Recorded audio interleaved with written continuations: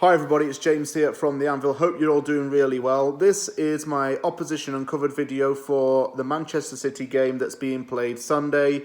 I did actually record another video with all the slides and me talking about the teams in a bit more detail, but unfortunately the file crashed overnight while I was uploading.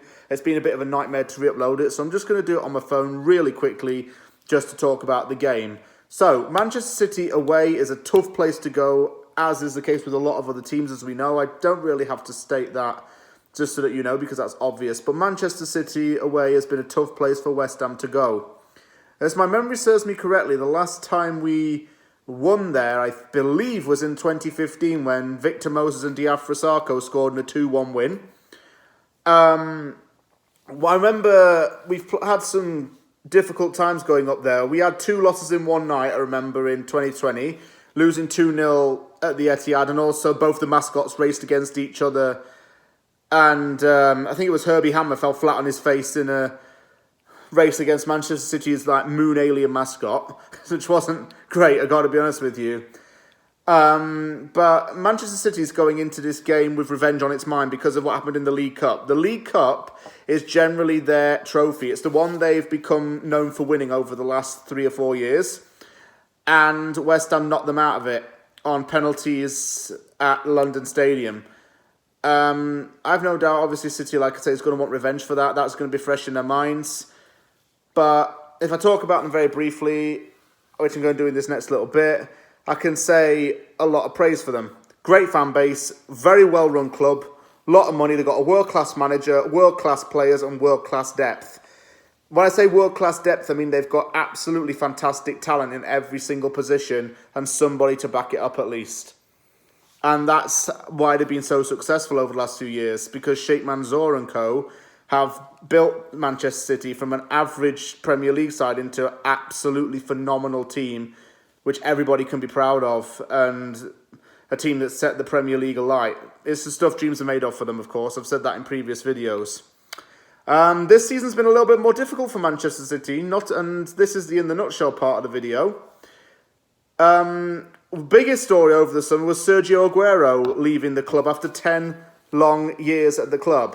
Aguero gave City fans some fantastic memories, not at least the goal against QPR that won City its Premier League title in 2012, and he left as the club's all-time top goal scorer and the highest scoring foreigner in Premier League history. What's even more kind of upsetting is that Aguero is now reportedly being forced to retire due to a heart problem.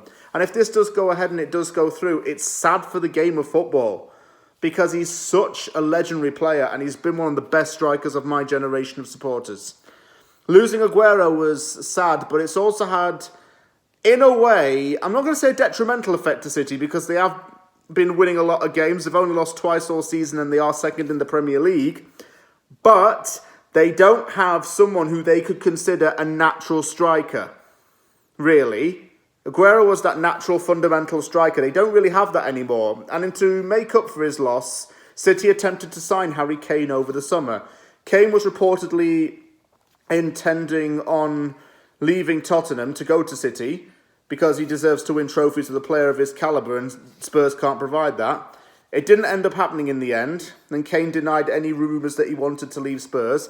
But City do need him, a player like him, as the kind of striker. Because yes, they have players like Raheem Sterling, Gabriel Jesus, Ferran Torres.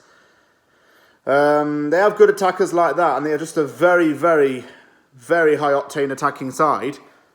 But they don't have the natural striker like Aguero was,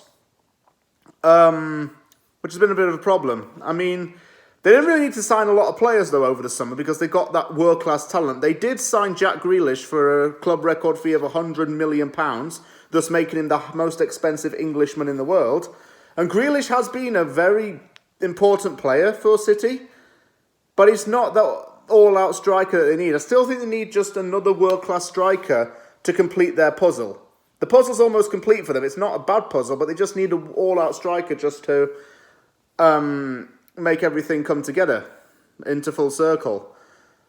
They started off the season losing 1-0 away at Spurs, but it wasn't the be-all and end-all, because then Manchester City went on a fantastic run And they are going to be rivaling Chelsea again for the Premier League title. That is for sure. They had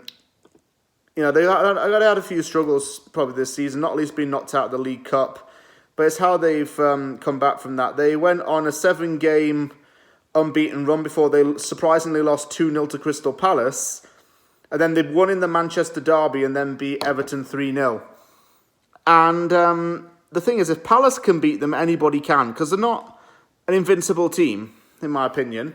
They definitely can't be, if you want to use that term, because they lost 2 games anyway. But they are a very beatable team.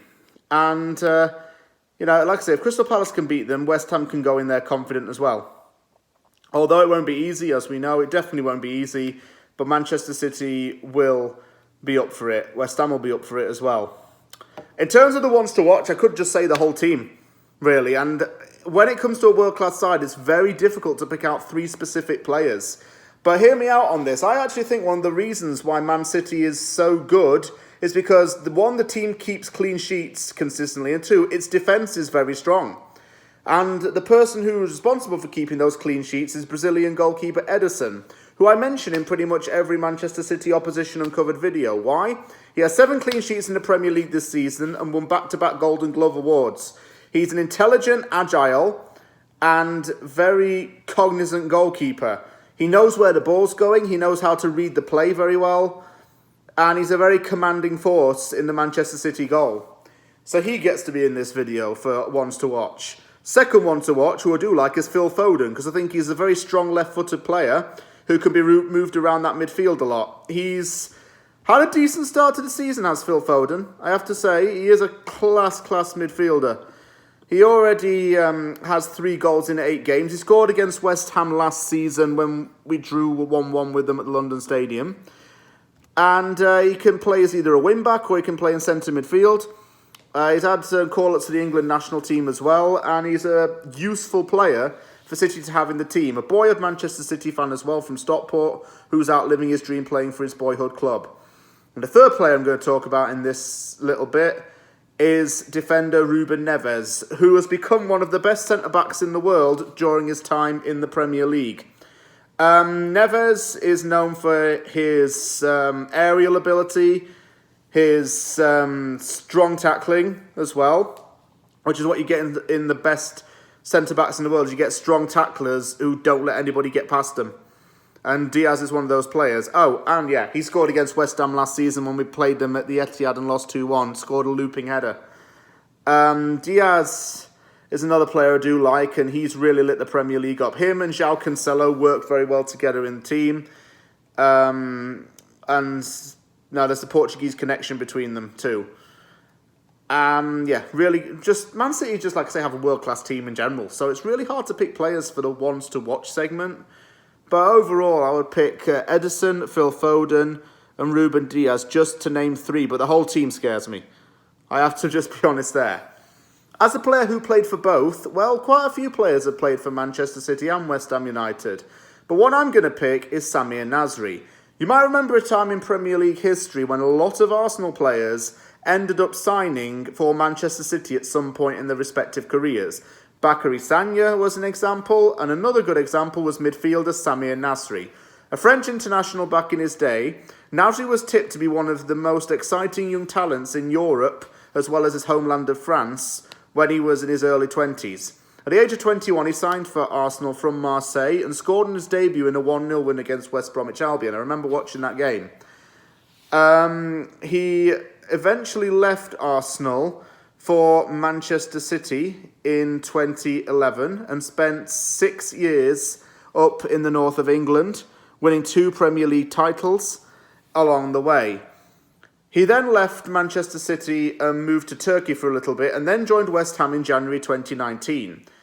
He didn't really play a hell of a lot of games for West Ham, but he did make one very significant contribution. He assisted Declan Rice's first ever Premier League goal in a 1-0 win against Nasri's former club, Arsenal, on Rice's 20th birthday. What a team to do it against, and what a nice treat for Dec. After he left West Ham, he played for Anderlecht and then retired at the age of 34 earlier this year.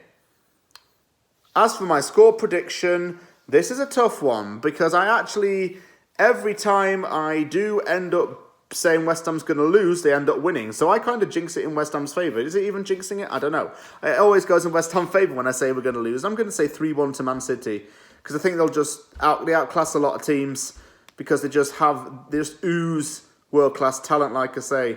There's no stopping City's talent. It's going to come every single season. And, I'm going to say 3-1 to Man City.